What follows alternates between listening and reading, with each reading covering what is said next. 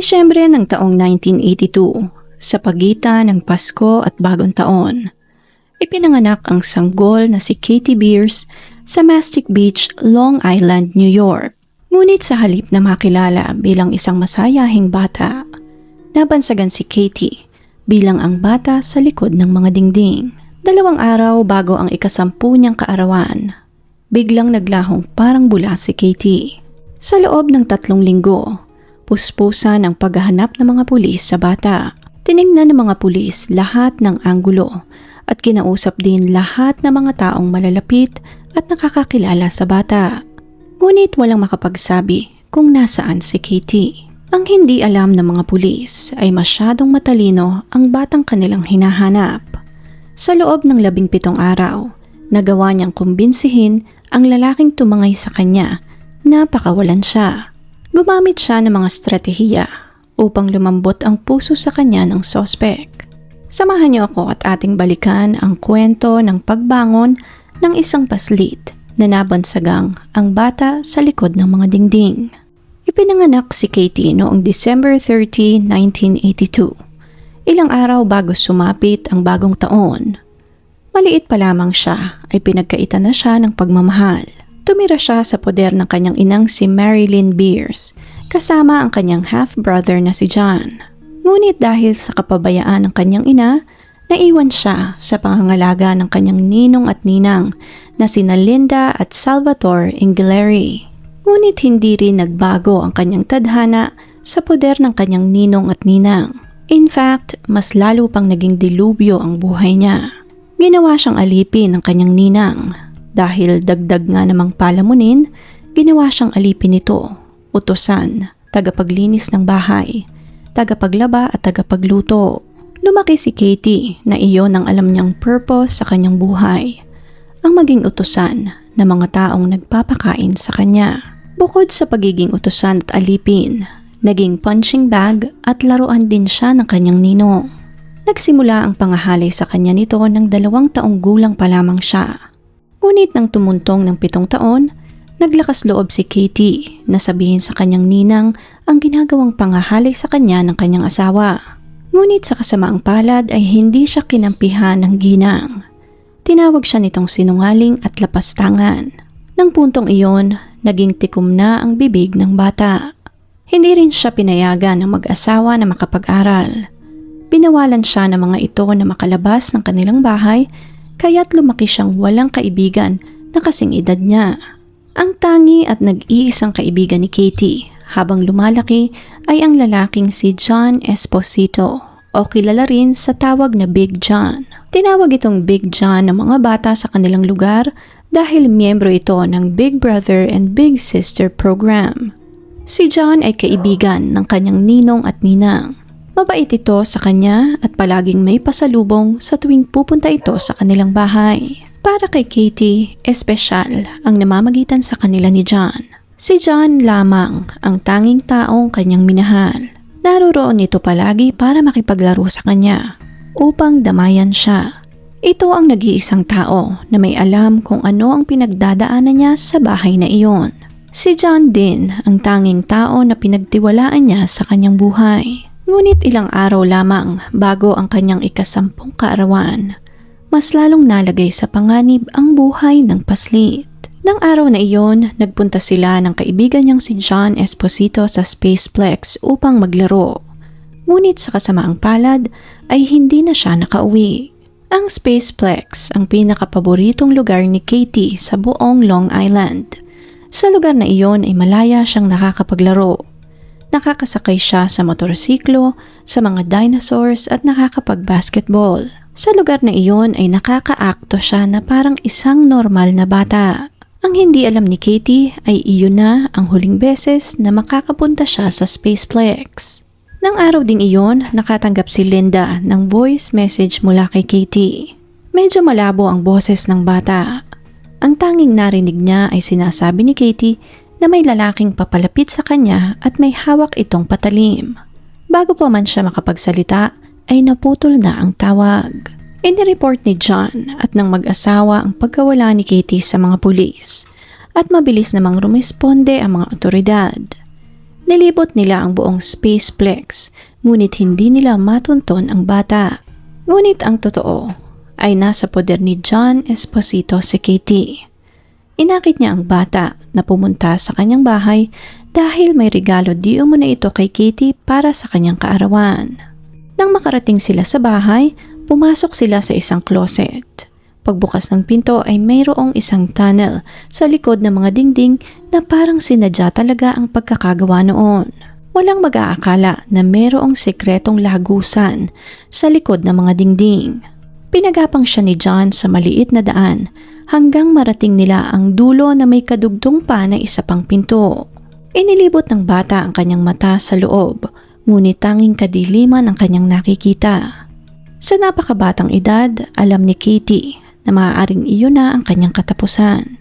Umisip siya ng paraan kung paano siya makakalabas sa lugar na iyon. Ngunit kahit na 10 taong gulang pa lamang siya, alam niya sa sarili niya na walang paraan upang makalabas siya ng buhay sa silid na iyon. Sa loob ng kulungan ay mayroong maduming kumot, isang soundproof na kabaong, isang sofa at mga tanikala. Tiningnan siya ni John at sinabing, "Ito na ang bago mong tahanan." Bago mangyari ang lahat ng iyon, pinilit siya ni John na i-record ang mga salitang narinig ni Linda sa telepono. Pumunta sila sa isang payphone sa labas ng Spaceplex. Denial nito ang numero ng kanyang ninang at saka pinlay ito sa harap ng telepono. Dito na in-interview ng mga pulis ang ninang ng batang si Linda. Ayon sa kanyang salaysay, nakatanggap nga siya ng isang tawag mula sa bata. Nasabi pa di umano ni Katie sa tawag na may lalaking papalapit sa kanya at may hawak nga itong patalim. Magsasalita pa sana siya pero biglang naputol na ang tawag. Nang marinig ito ng detective na si Dominic Veron na head ng Long Island Police, alam niya sa sarili niya na parang may mali sa mga nangyayari. Sa tagal na niya bilang isang detective, alam niya na hindi lahat ng instances na ganoon ay totoong kidnapping. Kalimitan ay pinagmumukha lamang ng mga salarin na kidnapping ang lahat, ngunit ang totoo ay nasa malapit lamang ang biktima. Tumatak sa isip ng detective ang sinabi ng ginang, na sinabi di umano ng bata na may lalaking naroroon upang kidnapin siya. Hindi ito usual na salita na alam ng isang batang halos 10 taong gulang pa lamang. Isang bata na hindi nakapag-aral at halos walang naging kaibigan. Ayon sa detective, 95% ng mga kidnappings ay pinapasimunuan mismo ng mga kamag-anak o mga kapamilya ng biktima. Hindi rin mawala sa isip ng detective ang sinabi ng ginang. Paanong makakatakas ang isang 9 taong gulang na batang babae mula sa sospek at makakatawag pa sa telepono upang humingi ng saklolo? Ngunit hindi iyon ang prioridad ng detective na mga panahong iyon. Ang priority niya ay mahanap ang nawawalang bata dahil bawat minutong lumilipas ay ang pag-andap ng pag-asang makita pang buhay ang paslit. Alam niyang nasa panganib ang bata. Nagpatuloy ang investigasyon at paghahanap sa bata, ngunit sa kasamaang palad ay walang bakas ni Katie sa Spaceplex. Halos baliktarin nila ang lugar, subalit wala silang makitang clue o kahit na anong indikasyon na nagpunta o nadudoon si Katie. Ang tanging clue na meron sila ay ang recording ng tawag na natanggap ni Linda. Nagdesisyon si Veron na dalhin ang audio tape sa FBI. Nag-request siya ng masusing investigasyon upang ma-inspeksyon ang mga ito at makumpirma ang kanyang hinala. Na mga puntong iyon, 4 na pangalan ang nasa kanilang listahan. Una, ang walang kwentang ina ng bata na si Marilyn Beers. Pangalawa, ang mag-asawang sina Linda at Salvatore Glieri na walang naging dulot sa buhay ng bata kundi pasakit. At ang panghuli naman ay ang huling tao na nakakita kay Katie bago ito nawala, si John Esposito. Makalipas ang ilang araw ay lumabas na nga ang resulta ng pagsisiyasat ng FBI. Ayon sa kanila, ang tawag na ginawa ni Katie kay Linda ay ginawa sa isang phone booth sa harap mismo ng Spaceplex. At tinawagan pa pala ng bata si Linda ng 19 na beses bago ito nag-iwan ng mensahe sa kanyang answering machine. Inilabas din ng FBI ang resulta ng audio analysis na ginawa nila sa recording. Ayon sa FBI, ang tawag na iyon ay recorded lamang. Denial ng suspect ang number ni Linda gamit ang telephone booth sa harap ng Spaceplex at saka ipinlay ang recording nito kay Linda upang paniwalain ng mga ito na nakidnap nga si Katie. Tama nga ang nauna ng hinala ng detective na maaaring nasa malapit lamang ang batang hinahanap nila. Dahil sa resultang ito ng investigasyon, unti-unti nang nagkakaroon ng liwanag ang lahat para sa detective. Sa kulungan naman sa likod ng mga dingding, alam ni Katie kung ano ang mangyayari sa kanya sa loob ng madilim at malamig na silid na iyon. Kahit na 9 na taong gulang pa lamang siya, naroroon ang masidhing kagustuhan ng bata na mabuhay. Napansin ni Katie na medyo maluwag ang pagkakasara ng pinto, kaya't sinubukan niya itong sipain. Nagawa niyang mabuksan ang pinto, ngunit muli sinalubong siya ng kadiliman sa loob ng kulungang iyon. Parang nawala ng pag-asa ang bata dahil wala na siyang matakbuhan. Sinubukan din niyang akyatin ang mga cabinet sa loob ng kulungang iyon sa pag-asang may makukuha siyang sandata laban kay John. Ngunit sa halip na pananggalang, nakuha ni Katie ang mga susi sa ibabaw ng mga cabinets. Dali-dali niyang kinuha ang mga ito at itinago sa ilalim ng matres. Bago pa man siya makapag-isip ng susunod niyang gagawin, narinig niya ang mga yabag ng paa na papalapit sa silid. Sa pagdaan ng mga segundo ay palakas ng palakas ang mga yabag. Matapos niyang makababa sa cabinet, sabay naman ang pagbukas ng pinto at iniliwa noon si John. Iyon ang unang pagkakataon na hinalay siya ni John Esposito.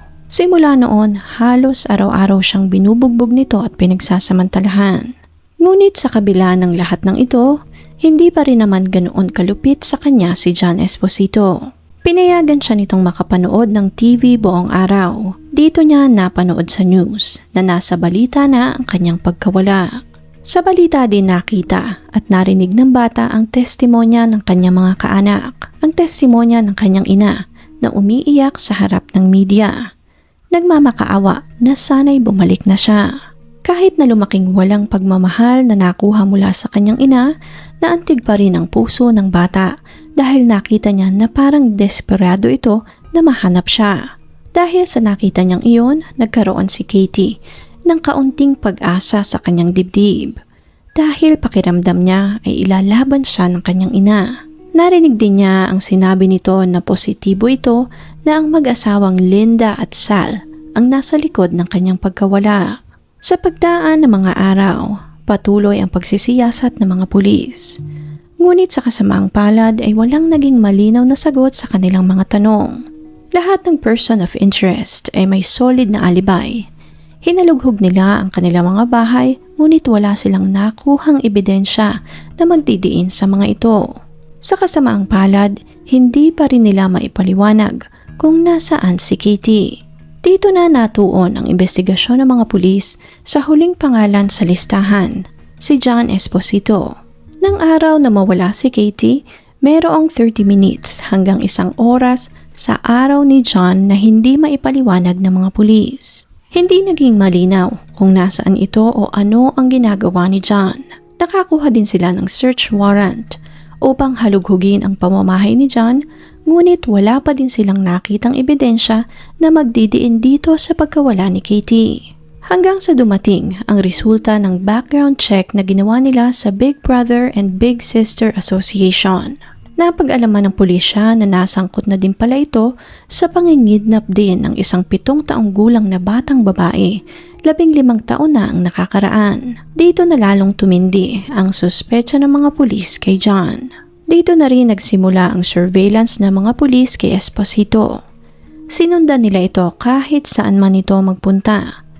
Maging ang media ay nagkaroon na rin ng interes sa kaso at nagsimula na ring mag-camping sa harap ng kanyang bahay. Sa loob naman ng madilim na kulungan, nagising si Katie isang araw na may tanikalanang nakapulupot sa kanyang liig. Halos hindi na siya makahinga sa sobrang higpit ng pagkakatali ng kanyang liig. Dito na naalala ni Katie ang mga susi na naitago niya sa ilalim ng kanyang kama. At hindi nga siya nagkamali. Ang mga susing iyon ang mga susi sa mga tanikala. Dahil doon, napapakawalan niya ang kanyang sarili sa pagkakatali sa tuwing wala si John Esposito sa silid. At sa tuwing babalik na ito, muli niyang kinakadena ang kanyang sarili. Ngunit dumalang ang pag-alis ni John sa kanyang tabi dahil na rin ito sa surveillance na ginagawa ng mga pulis kay John. At para matapos na ang lahat, nakaisip si John ng solusyon upang tigilan na siya ng mga pulis. Inutusan ni John si Katie na magpatay-patayan nang sa ganoon ay makuhanan niya ito ng larawan at palalabasin niya na sumakabilang buhay na ang paslit. Ngunit hindi siya sumunod sa ipinag-uutos ni John. Alam niya sa puso niya na kung susunod siya kay John ay iyon na ang kanyang magiging katapusan. Simula ng araw na iyon, bilang na sa mga daliri ang mga araw na nakakaidlip ang bata. Pinilit niyang huwag matulog nang sa ganon ay makita niya palagi kung ano ang ginagawa ni John. Tinigilan niya ring kainin ang mga pagkaing ihinahain nito sa kanya. Nag-ingat siya sa lahat ng kanyang galaw dahil baka lagyan nito ng pampatulog o kung anong gamot ang kanyang pagkain. Dito na kinonsensya ni Katie si John. Tinanong niya ito kung paano siya makakapag-aral, paano siya magkakaroon ng sariling pamilya, paano siya makakapag-asawa at magkakaroon ng anak kung mananatili siya sa kulungang iyon. At ang tanging naging sagot ni John sa kanya ay kasama ito sa lahat ng kanyang plano sa buhay, na siya ang mapapangasawa nito at magkakaanak silang dalawa. Ngunit dahil na rin sa pressure na nararamdaman ni John sa surveillance ng mga pulis, nadagdagan pa ito ng pamimressure ng batang si Katie. Dito na nagsimulang magpanik ang sospek. Sinabi nito sa bata na gusto na lamang nitong magpakamatay para tigilan na siya ng mga pulis. Ngunit hindi ito hinayaang mangyari ni Katie dahil alam niya sa sarili niya na kung magpapakamatay ito ay maaaring isama siya nito o iwanan na lamang siya nito sa kulungang iyon na eventually ay magiging rason din ng kanyang pagkamatay. Dahil sa pagsunod-sunod sa kanya ng mga pulis at dahil na rin sa walang tigil na pangungonsensya ni Katie sa kanya, eventually ay bumigay din ang suspect. Dito na lumapit si John sa isang abogado upang sabihin ang kanyang sekreto na alam niya kung nasa saan si Katie. Kulong-kulo ang abogado sa kanyang narinig kaya tinanong niya ito kung nasaan ang bata. Dito na sinabi ni John na nasa likod ito ng mga dingding. Nakarating sa mga pulis ang kumpesyong ito ni John kaya't inutusan nila ito na dalhin sila sa lugar kung nasaan niya itinago si Katie. Dito na sumambulat sa mga pulis ang sekretong kulungan na binuo ni John sa likod ng mga dingding. Meron itong 30 steps pa ilalim. Meron itong harang na bookshelf na merong gulong. Kinailangan pa nila itong hilahin palabas para makapasok sila. Pagpasok nila, merong nakalatag na kulay itim na vinyl. Merong nakapatong doon na bato na may bigat na halos 200 pounds. Nang maalis nila ang harang, bumaba sila ng halos 7 feet sa ilalim ng lupa. Narating nila ang passageway at gumapang sila at bumagsak sa sekretong kulungan kung saan naroroon si Katie. Bago mangyari ang pangingidnap, ilang taon na pala itong pinagpaplanuhan ni John. Siniguro nitong gawa na ang kulungan bago niya dakipin ang bata nang sa ganoon ay wala na talagang makatuntun sa pasli. Nakita ni Katie na bumukas ang pinto at iniliwan noon ang isang lalaking hindi niya kilala. Ang tanging natandaan ni Katie ay nagpakilala ang mga tao sa harap niya na sila ang mga pulis at nangako na ligtas na siya. Masayang-masaya ang puso ng batang si Katie. Nadat na nila si Katie sa loob ng kulungan na iyon na nakaupo sa maliit na sofa. Nakangiti at masigla. Baka sa mukha ng paslit ang kagalakan na sa wakas ay may nakatunto na sa kanya. Iyon ang pinakamatamis na salitang narinig niya sa buong buhay niya. Katie, ligtas ka na. Dahil sa buong buhay niya, wala siyang ibang kinasadlakan kundi panganib at pasakit mula sa mga taong dapat sana'y magpoprotekta sa kanya. Dito na tuluyang inaresto ng mga pulis si John sa pagkidnap sa batang si Katie. Inamin din ni John lahat ng kanyang pagkakasala. Si John ay nakasuhan ng salang kidnapping in first degree at nabigyan ng parusang 15 taon hanggang habang buhay na pagkakakulong. Hindi lamang kay John na iligtas ng mga pulis si Katie, maging sa iba pang mga tao na nagpahirap at lumapastangan sa kanya. Kabilang na dito ang ninong niyang si Salvatore. Si Salvatore ay tuluyan na ring nakulong sa salang pangahalay kay Katie. Ginawa ni Inspector Veron ang lahat ng kanyang makakaya upang mailayo si Katie sa mga taong umaabuso sa kanya. Ginawa ng paraan ni Veron na mapalagay ang bata sa foster care at iyon ang nakapagligtas sa buhay ni Katie. Nagkaroon siya ng isang ina, ng ama at mga kapatid. Minahal siya ng pamilyang ito na parang isang tunay na anak. Mahirap mang kalimutan ang lahat ng nangyari sa kanya. Tinulungan siya ng kanyang foster family na magkaroon ng maayos na buhay at kinabukasan. Ayon sa pahayag ni Katie, malaki ang utang na loob niya kay Veron. Ito ang kaisa-isang tao na hindi nag-give up sa kanya. Hanggang sa kasalukuyan, matibay pa rin ang kanyang bond sa lalaking nagligtas sa kanya. Utang niya kay Inspector Veron ang kanyang buhay. Nagsusulatan pa rin sila at kinukwento pa rin ni Katie ang kanyang buhay sa detective. Ayon naman kay Veron, nagpapasalamat siya dahil hindi siya tumigil upang mahanap si Katie. Para sa kanya, isang survivor ang batang kanyang iniligtas at nararapat lamang na magkaroon ito ng napakaganda at mahabang buhay. Ang tanging pinagsisisihan ni Veron na mga panahong iyon ay hindi nila nahanap ang bata ng mas maagap. Kung natuntun sana nila agad si Katie, ay maaaring hindi na ito nahalay pa ni John. Salamat sa Diyos, si Katie ngayon ay may sarili na ring pamilya. Nagkaroon siya ng asawa at 2 anak. She has her own family na siyang totoong magmamahal sa kanya. Naisulat niya rin ang kanyang pinagdaanan sa isang libro. Pinamagatan niya ang kanyang libro na Buried Memories, Katie Beers' Story. Na-feature din ang kanyang kwento sa iba't ibang mga media outlets. Kabilang narito ang ABC's 2020 episode na may pamagat na Saved, an investigation discoveries killer carnies. Sa kasalukuyan, nakikipagtulungan si Katie sa National Center upang magpaabot ng tulong sa mga kabataan na dumanas din ng mga pang-aabuso sa kanilang buhay. Sa kabila ng kanyang mga karanasan, proud si Katie sa lahat ng kanyang narating. Para sa kanya, hindi na niya mabubura pa lahat ng nangyari sa kanyang buhay, ngunit kaya niyang baguhin ang future ng kanyang buhay at pamilya. Masakit man ang kanyang nakaraan, ngunit hindi niya hinayaan na iyon ang siyang maging hitsura ng kanyang kinabukasan. Si John Esposito ay namayapa sa loob ng kanyang selda noong September 4, 2013, habang si Salvatore Inghileri naman ay sumakabilang buhay na rin noong 2009.